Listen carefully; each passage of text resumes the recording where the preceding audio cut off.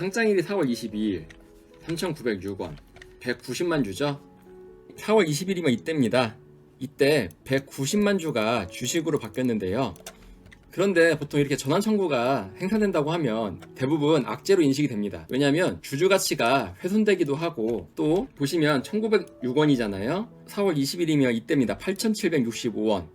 거의 2배의 차익을 남길 수 있는 물량들이 쏟아지기 때문에 주가가 크게 하락할 수 있습니다. 그래서 대부분의 투자자는 이런 전환사채가 주식으로 청구된다 라고 한다고 하면 매도하기 바쁘고, 보통 주가가 이렇게 하락하기 좋습니다. 그런데 주가가 그렇게 큰 하락 없이 잘 버티고 있었죠. 그러다 갑자기 9,000원에서 35,000원까지 약 2달 만에 거의 주가가 4배가량 오릅니다.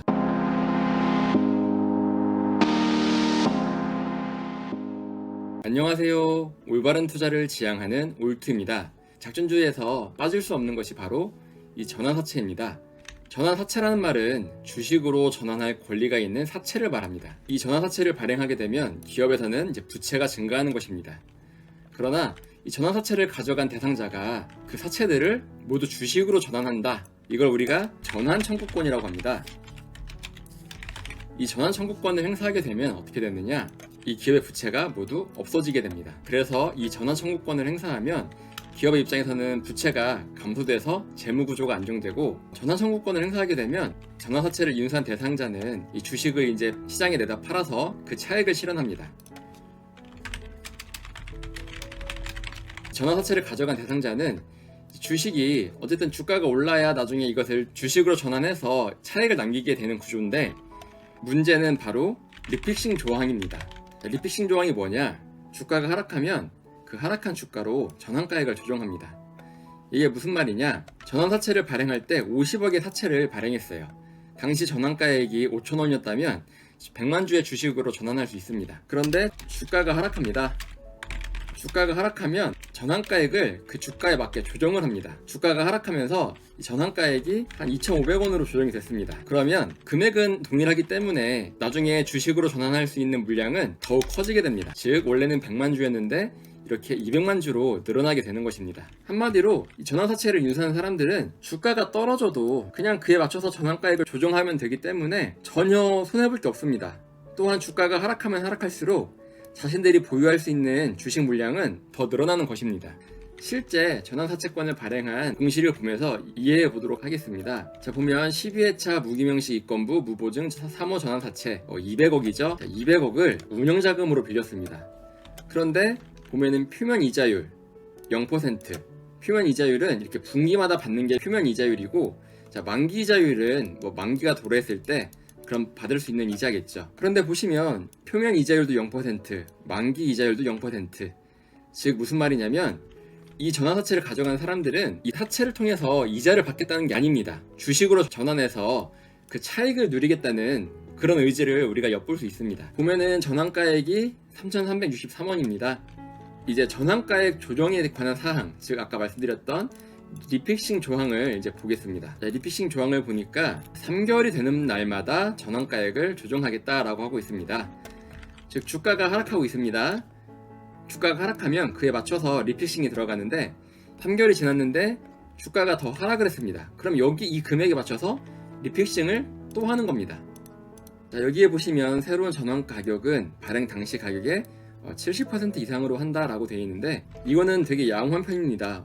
전환사채권을 발행하는 걸 보면 이 전환가액을 액면가 수준까지 조정할 수 있다라는 그런 전환사채도 많습니다.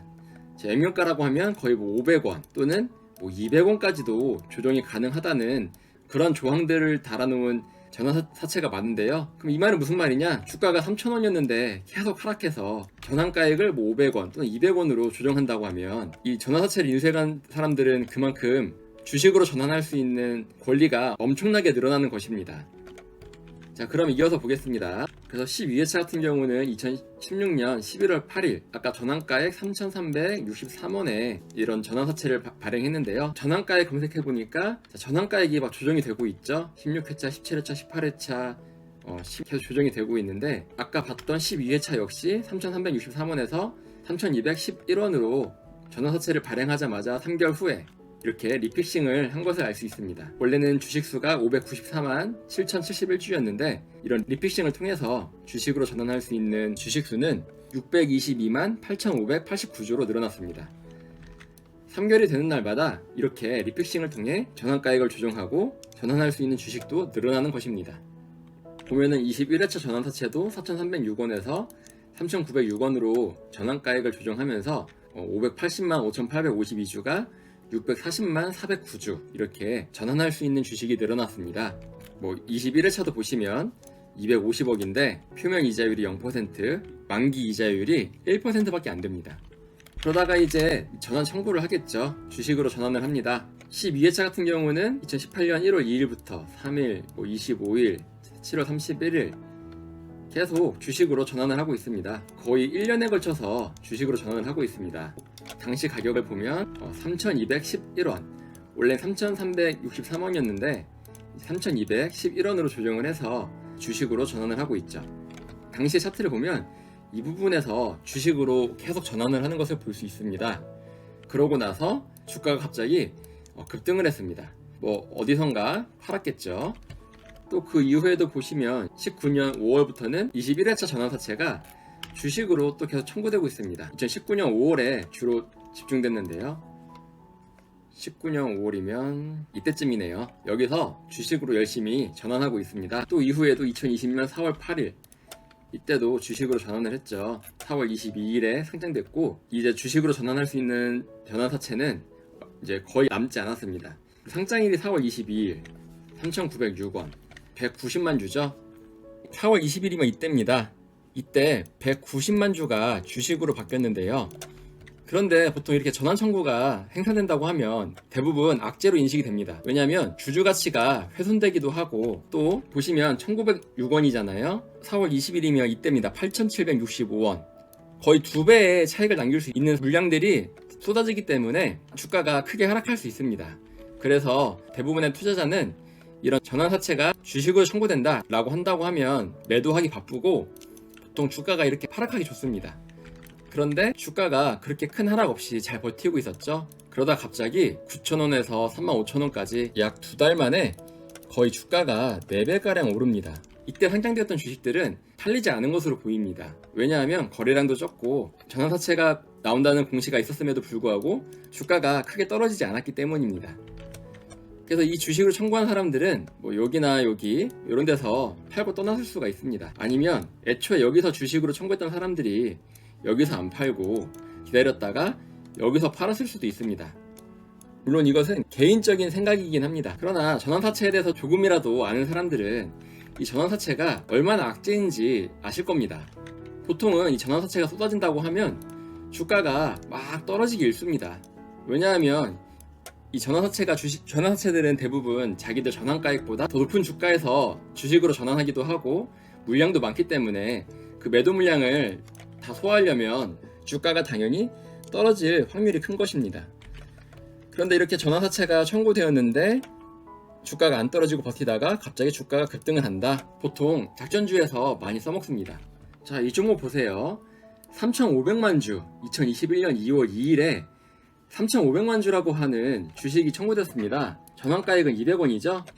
자, 이게 아까 제가 말씀드렸던 겁니다. 리픽싱을 하는데 보통 처음 발행 당시 가격에 70%로 맞춰주는 게 일반적인데 이렇게 보통주에 액면가까지 전환가액을 하겠다. 보통 액면가라고 하면 200원이거든요. 200원까지도 전환을 하겠다라는 겁니다. 그러면 이 주식을 인수해간 대상자는 주가가 당시 415원이었지만 계속 하락을 해서 200원까지 하락을 해도 딱히 손해를 보지 않습니다. 21년 2월 2일 언제냐면 요때가 2월 2일입니다. 이때 3,500만 주가 주식으로 바뀌었습니다. 그런데 전혀 팔고 나가는 흔적이 안 보이죠.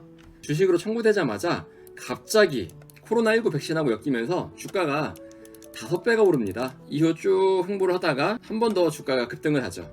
이렇게 전환사채를 모두 이제 소화해낸 다음에 주가가 어떻게 되는지 보겠습니다. 전환사채를 모두 팔게 되면 더 이상 이 주가를 부양할 의무가 없습니다.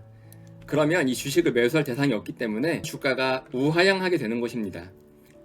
보시면 주가가 떨어지고 있죠. 1,500원까지 갔었는데 지금은 200원 밑으로까지 주가가 내려온 상태입니다. 이 전환사채라는 것이 왜 작전주에서 빠질 수가 없느냐? 전화사채를 인수한 대상자한테 너무 유리합니다. 옛날처럼 꾸준히 매집을 하려면 이것은 돈이 많이 들어가는데 이 리피싱 조항 때문에 그냥 가만히 냅둬서 주가가 막 떨어지면은 합법적으로 자기들 보유 물량이 크게 늘어나게 되는 것입니다. 이제 언론사를 통해서 호재 뉴스를 뿌리면서 주가를 급등시키고 자기들 전화사채 물량들을 이제 팔아먹고 그리고 떠나는 것이 바로 이 전화사채를 이용한 작전주들의 일반적인 흐름입니다.